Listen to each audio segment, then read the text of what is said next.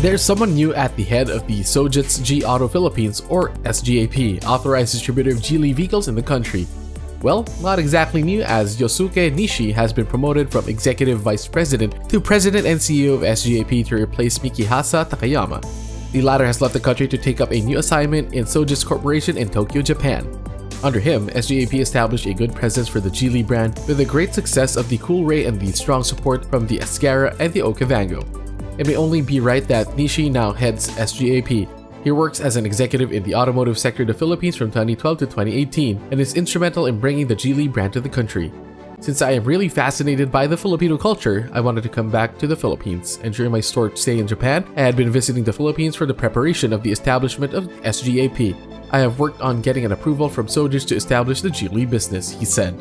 Since SGAP, the Geely business in the Philippines, is my baby, I felt the need to grow it together with our customers and business partners.